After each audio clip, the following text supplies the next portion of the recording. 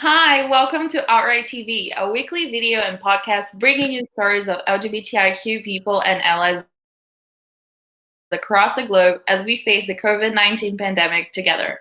I'm Luiza, a United Nations Program Officer here at OutRight, and in today's episode, I'm talking to Ibrahim Abdella. Welcome to OutRight Hi, TV. Luiza. How are you doing?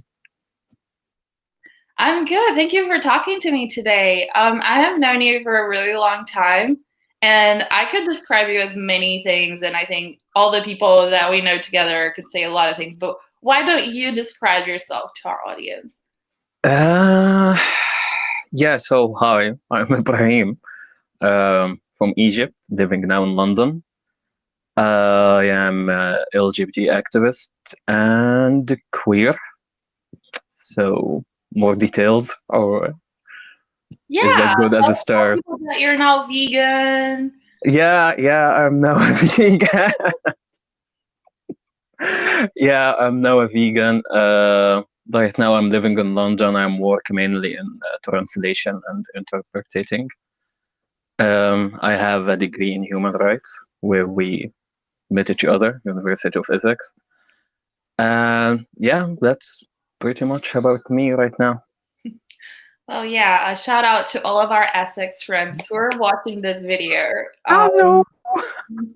Yeah, we met in Colchester a couple of years ago, and you stayed in the UK. Can you tell us how everything about COVID-19 is happening there? It's just crazy. That's how I will describe it. I mean, for a while, everyone was just so sure that nothing will happen, and it's totally far away from us as a country here. But then, like in just 2 days, when the prime minister just talked that it will affect everyone and people will start losing their beloved, that's when all of the crazy things started. I mean, it's just what a way of telling people like we are entering a hardship, you will lose people. You just go on TV and telling them that. So everyone was panicking afterwards, actually.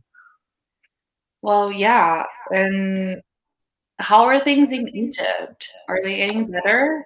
In Egypt, they still in the denial, the four stages of denial. So they still denying it. It's not any way better. Like there is a number of cases is increasing, and the government is just not transparent enough. No one can trust whatever measures they are taking. And we know the situation is bad, but it's not announced. We believe like in the next week or 2 weeks, there will be like huge outbreaks. Like in my hometown, there is an outbreak and no one is talking about it.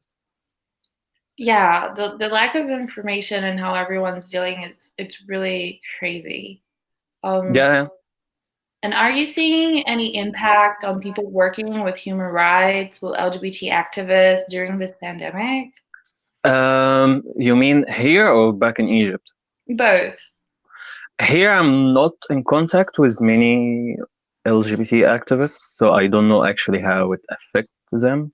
I would say it's just affecting them as others, like if they've been working as part-time or like freelancers, probably they don't have job now. If they have like abusive families, they would be, and they still staying with them, it would be tougher for them this way. In Egypt, I have to say the situation is quite the same, It's just the operation is still going, but now it has the tag of Corona because now in Egypt we have a curfew, like a former curfew, like half of the day. And I've been following like people being arrested from streets because of that. So it's like being arrested, go to police station, stay in a cell, crowded one, for breaking a curfew of Corona. So it's a continuous nonsense of Egypt. Yeah. And it's affecting everyone, including the LGBT people there.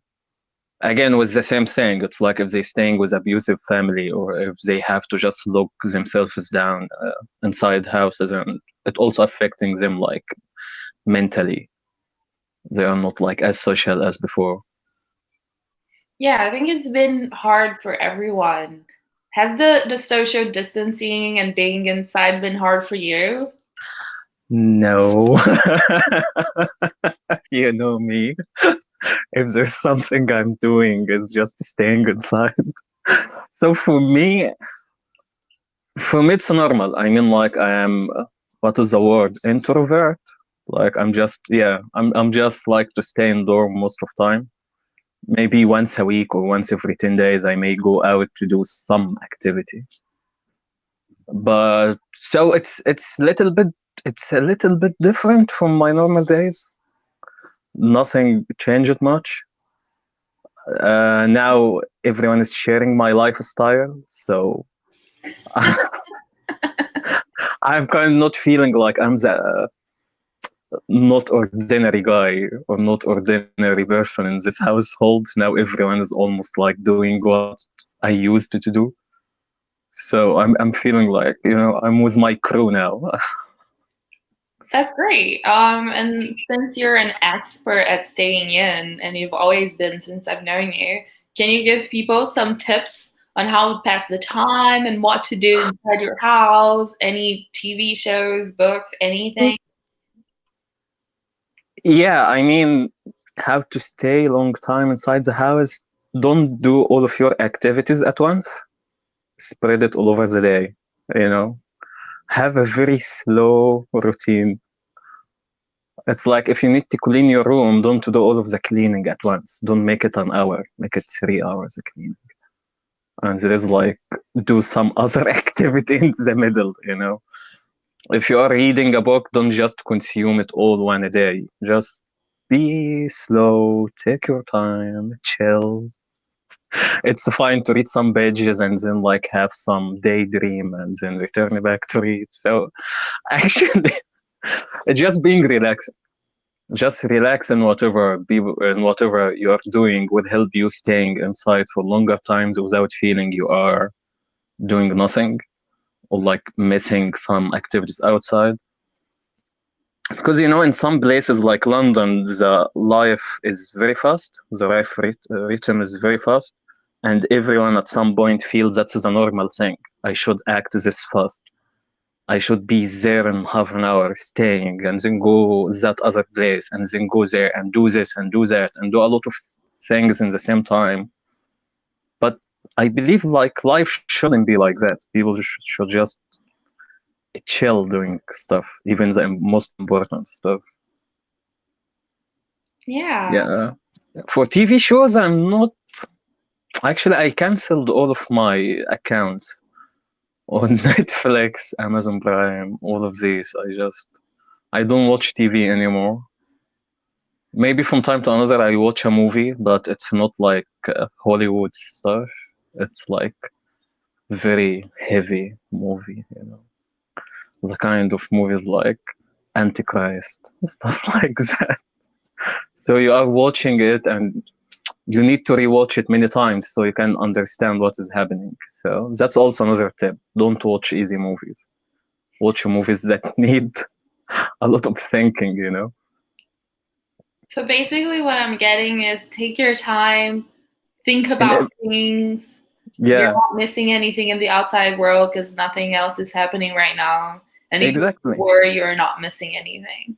Exactly. Just take your time. Take your time. Think about everything. Like, give it the right time before we've been rushed in our life because of kind of life we all living, work, outside work, transportation, all of these things. But life shouldn't be like that. Just give things time. Relax. And before we go, do you think the world after coronavirus would be a better world, or are we all just stuck with the same? I mean, for I don't know how long now, people from left keep saying the system doesn't work. The system doesn't work. And we've been during many crises, financial one, pandemic also before this one.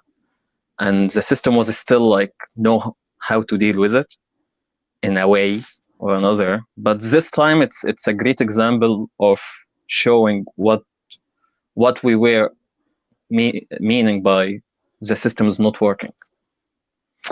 And everyone is seeing that.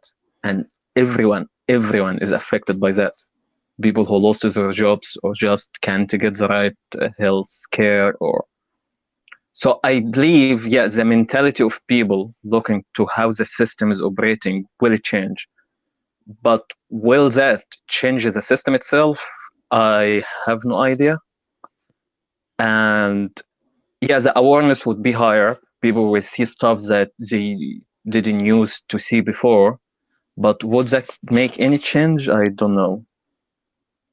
Well, on this very, I don't know, sad, reflective moment, giving you time to spend thinking about it in your home after this video, I want to thank Ibrahim for taking the time to talk to me today at OutRight TV. Welcome. I'm Luiza, and me and my colleagues will be back soon with more interviews and more stories.